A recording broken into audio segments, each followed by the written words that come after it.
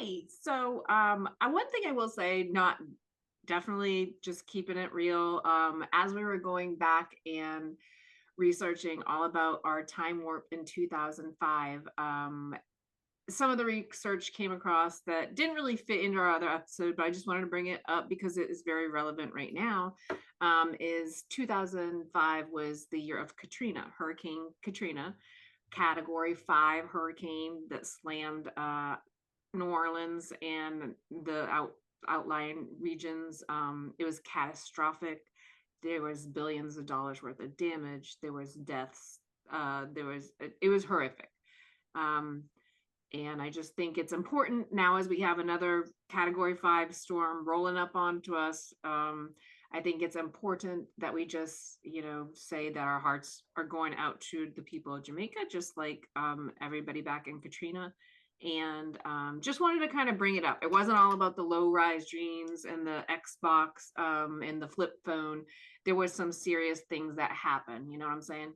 Yeah, yeah, absolutely. And I mean, that was definitely a time that I know we remember very clearly and when all that happened and all the disaster relief that was needed and required afterwards and just all the time it took. I mean, it took years for the city to get cleaned up and all the areas to get rebuilt, Right. families to Yeah. find each other, etc. Like it was just such a time. And now, like you said, we're seeing another Category 5 Uh-huh. heading for, not a mainland area, but a small island that is in a lot of danger. And with both of us being in travel, this is definitely a concern on many levels, right? Our heart goes out to the people of Jamaica, everyone who lives there, who's traveling there, and just their safety in general. And also just anyone who's thought about planning a trip there, even in the next year, just as a caution to them, just to be careful and everything, especially on the travel side, as resorts are locking down, all of Right. that stuff. So, yeah, I definitely think it's good that we're taking a minute to acknowledge this. Yeah. And as travel agents, we are constantly booking people on all of their bucket list destinations, which you do know that Jamaica is on a lot of people's. And you never know when disasters are going to strike. I mean, I feel like we have got more advanced warning and with weather these days, but we have clients that are still stranded on Jamaica because that airport closed like a week out Yeah, before the hurricane even struck. So right. I mean, I think that you can never be overly prepared for when you're booking your dream trip, and you got to kind of take precautions because you never know what you're going to encounter. So I think Hmm. just briefly, let's talk about the importance of I mean, I know you agree with this, but I'm always Yeah. all about travel insurance when you're going on vacation because you don't know what's going to happen, right? Right, right. And I think that's a topic that even some people might not know what all it covers. But I mean, it's not just covering the cost of your trip, right? If there's a natural disaster. So, for example, let's say you are currently, on an island that's about to get hit or, during a storm and you are covered by insurance and you need to Right. evacuate or adjust your hotel nights, redo your flights. Okay. It covers all of that stuff.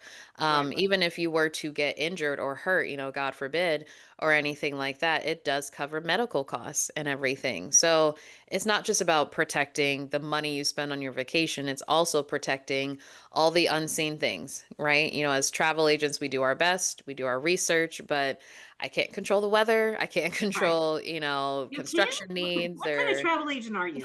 right? I know, right? I mean, I'm pretty good, but I'm not all that. But yeah, just a reminder to definitely be prepared for things we can't control. And Katrina was definitely an example. I mean, we knew it was a hurricane, we knew it was coming, but the devastation in the aftermath was not something we could have planned for. Right. And what I will say, so there are obviously a lot of similarities to Katrina was a Cat 5, Melissa Yeah. coming into Jamaica is a Cat 5. Hmm. Um, but at least for Katrina, there was roads out. They might have been blocked, but at least there's roads. This is an Right. island. Jamaica is an island in the Yeah. middle of the Caribbean. Like there's nowhere to go except Yeah. for up. They're trying to get up to a higher ground, but then there's mudslides. Or we're looking at 30 inches of rain. I mean, my Mhm. heart goes out to the people of Jamaica, just as Yeah. it did to Katrina. It's just heartbreaking, but you just have to we'll put links in there because there's going to need to be cleanup. But Mhm. remember that Jamaica is an island that is basing itself on tourism. So let's Yes. just have hearts right now and let's help. And we'll put links for Red Cross and any relief Mhm. funds. Jackie will go ahead and throw links in there.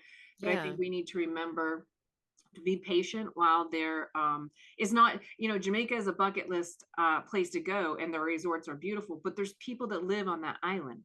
So Yes. my goes out to those people on this island. This is their home, beyond Mhm. the resort gates. This is their home. And Yeah. so when they Yeah. start cleaning up, we need to be ready to come back as Mhm. tourists and be there to help re-energize that island. Yeah, yeah, absolutely. And even just, when you're thinking about paying for a vacation and maybe you're looking at the price like, oh, wow, that's a lot to just spend on staying in a room at a resort. But it's a little bit more than that. Like when you talk about the local people, if we're not there traveling, they don't have a job to go Right. to continue to make money, to rebuild their lives. So, yes, a vacation can be a conscious, helpful thing to do, for other people. And especially coming through with Jamaica, like you said, tourism is their main part of their economy. So Yes. they are going to need the cleanup help and they are going to need their businesses and their jobs to come back as soon as possible.